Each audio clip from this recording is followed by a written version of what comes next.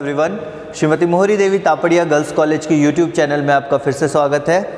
हम आज के टॉपिक में पॉलीमरेज चेन रिएक्शन के बारे में पढ़ेंगे, जिसको आप पीसीआर नाम से जानते होंगे। पीसीआर बेसिकली एक प्रोसेस है जिसको एक मशीन के अंदर परफॉर्म किया जाता है। अब पॉलीमरेज चेन रिएक्शन जो है, इसके नाम को पहले ब्रेक डाउन करो, उसी से सारे के सारे इसके मतलब जो है वो क्लियर हो जाएंगे आपको।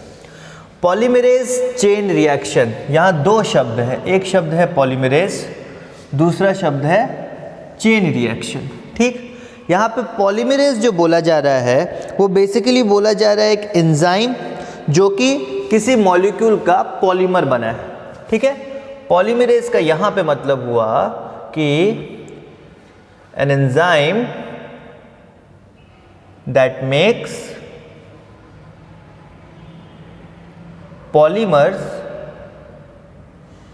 of any molecule। किसी मॉलिक्यूल का अगर आपको पॉलीमर बोलने का मतलब उस मॉलिक्यूल के बहुत सारे आपको पोर्शन चाहिए या फिर बहुत सारे वैसे मॉलिक्यूल्स चाहिए। एक होगा तो वो मोनोमर होगा और बहुत सारे होंगे तो वो पॉलीमर्स होंगे। ठीक, तो किसी पर्टिकुलर एंजाइम जो कि किसी पर्टिकुलर मॉलिक्यूल का पॉलीमर बना है उसको हम यहाँ पे पॉलीमरेज बोल रहे हैं। और चेन रिएक्शन बोलने का मतलब कि ये जो रिएक्शन एक सीक्वेंस में एक चेन में होगी, जैसे कि, और यहाँ पे जो मॉलिक्यूल है पीसीआर के केस में ये मॉलिक्यूल होता है डीएनए या आरएनए, मतलब जेनेटिक मटेरियल होता है पीसीआर के केस में। तो अब यहाँ पे अब देखो चेन रिएक्शन का क्या मतलब हुआ। चेन रिएक्शन की अगर अपन बात करें तो एक सीरीज ऑफ रिएक्शन यहाँ पे फॉलो की जाती है। ठीक है, तो यहाँ पे अगर आप देखो कि यहाँ पे डीएनए का एक मॉलिक्यूल है, ठीक, उससे चेन रिएक्शन में या पीसीआर में डालो तो क्या होगा, एक मॉलिक्यूल से दो मॉलिक्यूल बनेंगे। ठीक, उसको कंटिन्यू पीसीआर में आप रखे रहो, फिर हर मॉलिक्यूल से दो दो मॉलिक्यूल बनेंगे। इसको बोलते हैं अपन चेन रिएक्शन। ऐसे रिएक्शन को हम क्या बोलते हैं, चेन रिएक्शन, क्योंकि हमारे पास हर जनरेशन के बाद प्रोडक्ट्स आते जा रहे हैं। मतलब स्टार्टिंग विथ 1, 1 से आए 2, 2 से आए 4, 4 से आए 8, 16, 32 ये आते जाएंगे। ठीक है, तो ये चेन रिएक्शन बनती जाएगी। इस कारण से इसको अपन पॉलीमरेज चेन रिएक्शन कहते हैं। इसका बेसिक इंटेंशन क्या होता है इसको परफॉर्म करने का, कि किसी पर्टिकुलर मॉलिक्यूल को हमें एम्पलीफाई कराना है या उसकी संख्या अगर बढ़ानी है, उसके लिए हम ये मॉलिक्यूल यूज़ या उसके लिए हम ये जो प्रोसेस है वो यूज़ करते हैं। ठीक है, अब आगे बढ़ते हैं, थोड़े स्पेसिफिक्स में आते हैं हम पीसीआर के। अब आई होप कि आप सबको रेप्लिकेशन प्रोसेस याद होगा। हाँ, सेंट्रल डोग्मा आप सबने पढ़ रखा है। सेंट्रल डोग्मा में हम रेप्लिकेशन, ट्रांसक्रिप्शन, ट्रांसलेशन ये पढ़ते हैं। तो रेप्लिकेशन अगर मोटा मोटी आपको प्रोसेस याद है तो आपको पीसीआर समझने में कोई दिक्कत नहीं होगी। और अगर आपको रेप्लिकेशन नहीं पता है तो पहले उसके बारे में थोड़ा पढ़िए, देन आप इजीली पीसीआर समझ सकते हो। रेप्लिकेशन की प्रोसेस भी आपके चैनल पे, इस चैनल पे वीडियोज़ में मिल जाएगी आपको। ठीक है, अब यहाँ पे पीसीआर परफॉर्म करवाने के लिए जो मशीन हम यूज़ लेते हैं that is thermal cycler. This is known as thermal cycler. ठीक है, और कुछ कंपोनेंट्स हैं जो पीसीआर परफॉर्म करवाने के लिए हमें चाहिए, कुछ ज़रूरी चीज़ें, जिसमें सबसे पहला चीज़ होता है टैक पॉलीमरेज। टैक पॉलीमरेज एक एंजाइम है। अब आपको अगर रेप्लिकेशन याद हो तो वहाँ पे आपको पता होगा कि वहाँ पे डीएनए पॉलीमरेज हम यूज़ करते हैं। डीएनए पॉलीमरेज की मदद से वहाँ पे नए डीएनए स्ट्रैंड का सिंथेसिस होता है। ठीक, टैक पॉलीमरेज भी एक प्रकार का डीएनए पॉलीमरेज एंजाइम है जिसको थर्मस एक्वेटिकस नाम के बैक्टीरिया से आइसोलेट किया जाता है। थर्मस एक्वेटिकस जो बैक्टीरिया है वो बेसिकली एक थर्मोफिलिक बैक्टीरिया है, मतलब वो बहुत हाई टेम्परेचर पे रेसिस्ट कर सकता है और हाई टेम्परेचर पे सर्वाइव करता है। तो टैक पॉलीमरेज एंजाइम जो है उसी थर्मस एक्वेटिकस बैक्टीरिया का पॉलीमरेज एंजाइम है जो कि हाई टेम्परेचर पे अपना फंक्शन कर सकता है। बेसिकली अगर आप देखो तो 70 डिग्री सेल्सियस पे ये सबसे अच्छे से परफॉर्म करता है। 70 डिग्री सेल्सियस तक का टेम्परेचर है, उससे भी ज़्यादा टेम्परेचर ये ईजिली झेल सकता है। टैक पॉलीमरेज के बाद हम देखें तो यहाँ पे प्राइमर्स हैं। अब जो पॉलीमरेज होता है, ये टैग पॉलीमरेज पीसीआर के केस में, इसका काम होता है नए डीएनए को सिंथेसाइज करना। ठीक है, आपके पास टेम्पलेट स्ट्रैंड होगा जिसको हम पेरेंट स्ट्रैंड भी बोलते हैं, आपके पास वो स्ट्रैंड मौजूद होगा, उस पर नया डीएनए का सिंथेसिस कौन करेगा? Tag polymerase. पर प्राइमर्स जो होते हैं उस प्रोसेस को इनिशिएट करने में हेल्प करते हैं। एक चीज़ याद रखो, टैग पॉलीमरेज जो है वो फंक्शन करेगा पर उसके पास वो कैपेबिलिटी नहीं होती कि उस प्रोसेस को वो स्टार्ट कर सके, उस प्रोसेस को वो कंप्लीट कर सकता है पूरी तरह से। ठीक है, बेसिकली इसको हम ये इस तरह से समझें कि आपके पास एक स्ट्रैंड है यहाँ पे डीएनए का, पेरेंट स्ट्रैंड, ठीक है, और आपको यहाँ पे सिंथेसिस करना है नए स्ट्रैंड का। तो टैग पॉलीमरेज जो है वो डायरेक्टली यहाँ पे बाइंड होके इसको नहीं सिंथेसाइज कर सकता है, इसको पहले एक ओरिजिन साइट चाहिए, एक स्टार्टिंग पॉइंट चाहिए। वो स्टार्टिंग पॉइंट होता है ये प्राइमर।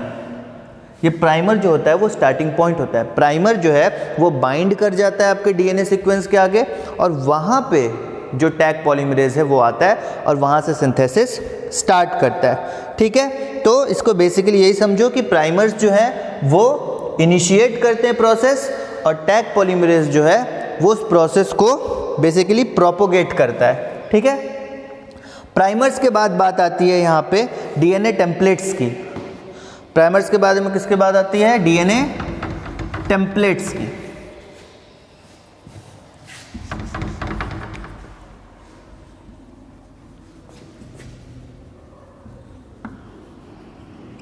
स्पेसिफिक में अगर मैं प्राइमर्स के बारे में बोलूँ तो एक चीज़ और लिख लो कि ये लगभग छोटे से 20 से 25 बेस पेयर लॉन्ग सीक्वेंस होते हैं। प्राइमर्स क्या होते हैं?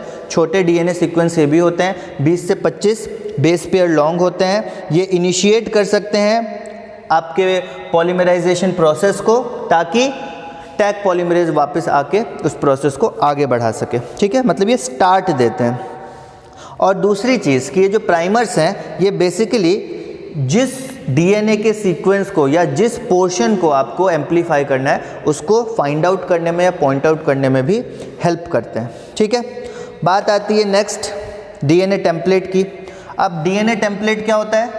जो ओरिजिनल डीएनए है, मतलब एक सेगमेंट होता है ओरिजिनल डीएनए का जिसके अकॉर्डिंग हम नया डीएनए जो है या जिसके कॉम्प्लीमेंट्री जो है हम नया डीएनए स्ट्रैंड सिंथेसाइज करेंगे।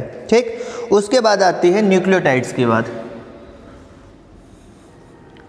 न्यूक्लियोटाइड्स आप सभी को पता है, अगर हम डीएनए फॉर्मेशन कर रहे हैं तो वहाँ पे न्यूक्लियोटाइड्स की ज़रूरत होती है, बेस पेयरिंग की ज़रूरत होती है, न्यूक्लियोटाइड बेसिस की ज़रूरत होती है। तो इसलिए न्यूक्लियोटाइड्स भी यहाँ पे ज़रूरी है क्योंकि ये बेसिक बिल्डिंग ब्लॉक्स हैं डीएनए के केस में। अब प्रोसेस की बात करते हैं। ये तो थे कि मटेरियल्स क्या क्या रिक्वायर्ड है, tag polymerase, primers, DNA templates और न्यूक्लियोटाइड्स। ठीक है, ये मटेरियल रिक्वायरमेंट है। अब बात करते हैं प्रोसेस की कि क्या होता है प्रोसेस, कैसे होता है प्रोसेस। टैग पॉलीमरेज से कभी कभी आ जाता है क्वेश्चन कि किससे आइसोलेट किया जाता है, तो याद रखना थर्मस एक्वेटिकस से ये आइसोलेट किया गया है। थर्मस एक्वेटिकस एक थर्मोफिलिक बैक्टीरिया है। ओके, तो ये सारी चीज़ें याद रखना क्योंकि भूल गए तो बस हो गया ख़त्म। अब प्रोसेस के बारे में बात करें हम पीसीआर की। पीसीआर के प्रोसेस को बेसिकली 3 भाग में डिवाइड किया गया है। फर्स्ट होता है denaturation, second is annealing and third is extension. ठीक है, तो 3 प्रोसेस में डिवाइड किया गया है। First is denaturation, second is annealing, third is extension. तो ये 3 प्रोसेस है टोटल आपके पॉलीमरेज चेन रिएक्शन के पीसीआर के। अब यहाँ पे क्या क्या होता है, सबसे पहले बात करते हैं डीनेचुरेशन की। डीनेचुरेशन में अब ये चीज़ याद रखना कि ये सारा प्रोसेस हो रहा है थर्मोसाइक्लर के अंदर।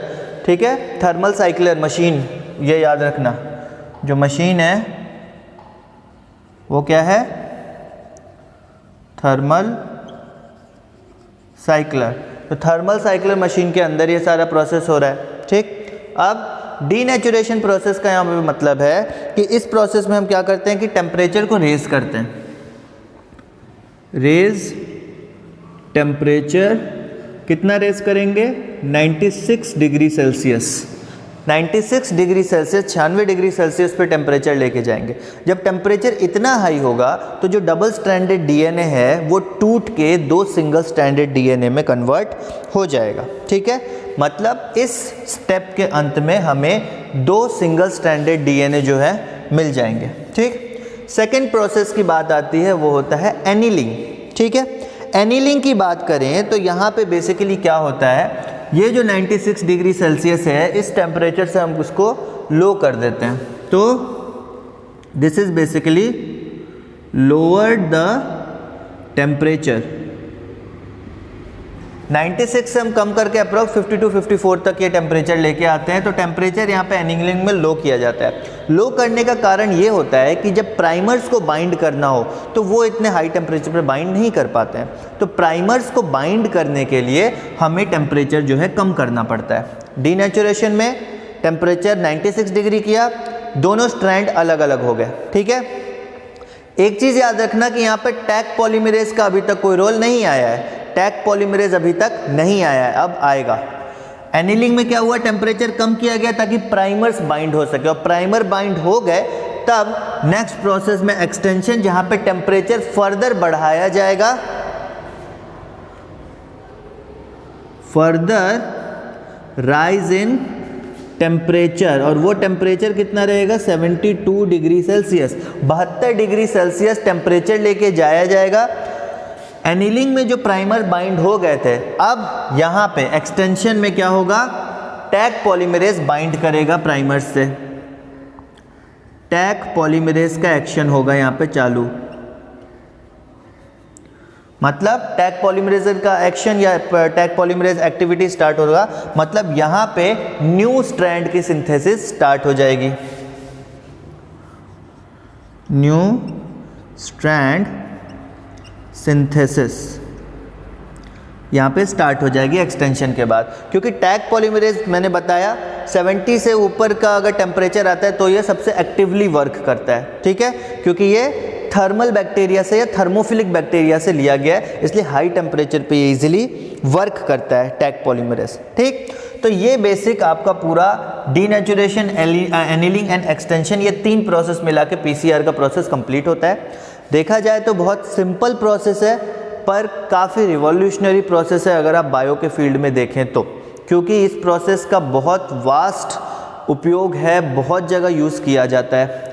यूजेस की अगर, चलो इसी बात से यूजेस आया, तो यूजेस की अगर अपन बात करें तो सबसे पहले मेडिसिनल डायग्नोसिस, किसी प्रकार की डिजीज़ को अगर डायग्नोस करना है, एज़ फॉर एग्जांपल अगर अपन देखें कि किसी बंदे को HIV है, ठीक, हमें पता लगाना है कि उसको HIV है या नहीं है, हमें सिम्टम्स नज़र आ रहे हैं पर क्लियर नहीं है हमारे पास कि उसको HIV है या नहीं है, तो हम क्या करेंगे, उसका सैंपल लेंगे, उसमें से हमें क्या करना पड़ेगा, HIV किसी वायरस के कारण होता है ना, तो HIV वायरस को हमें अगर देखना है कि हाँ भाई इसमें HIV वायरस है या नहीं है, तो क्या करेंगे हम, उस पर्टिकुलर वायरस का जेनेटिक मटेरियल, वो पर्टिकुलर वायरस HIV है या नहीं, तो उसका जेनेटिक मटेरियल लेंगे, ठीक, और उसका जेनेटिक मटेरियल लेके हम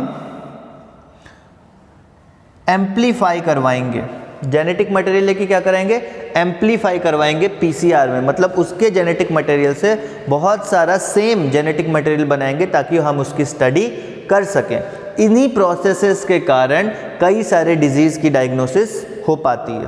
ठीक है, और भी कई प्रकार के क्रिमिनल इन्वेस्टिगेशन में हेल्पफुल होता है, जेनेटिक रिसर्च में हेल्पफुल है, मॉलिक्यूलर बायोलॉजी में हेल्पफुल है, तो बहुत सारे प्रोसेसेस हैं जिसमें पीसीआर का बहुत बड़ा रोल है, और सिंपल प्रोसेस है, इजीली आप याद कर सकते हो। ये टेम्परेचर हमेशा याद रखना, 72 डिग्री सेल्सियस, ये सबसे ज़्यादा पूछा गया चीज़ है, 72 डिग्री सेल्सियस ये याद रखना ज़रूरी है। ठीक है, और टैग पॉलीमरेज याद रखना, ये 2 चीज़ें पीसीआर से बहुत ज़रूरी है। एग्ज़ाम में कई बार प्रोसेस आ जाता है कि पीसीआर के प्रोसेस को समझाइए, तो आपको ये 3 प्रोसेस डिटेल में समझाने हैं, डीनेचुरेशन, एनीलिंग और एक्सटेंशन के। ठीक, तो ये था total concept of polymerase chain reaction PCR. I hope कि आपको अच्छे से समझ में आ गया होगा, इसका एक अच्छा नोट बनाइएगा। ओके, सो आज का वीडियो यहाँ ओवर करते हैं। अगर ये वीडियो पसंद आई हो इसको लाइक कीजिए, शेयर कीजिए और हमारे चैनल को सब्सक्राइब कीजिए। मिलते हैं नेक्स्ट वीडियो में नए टॉपिक के साथ। Thank you very much.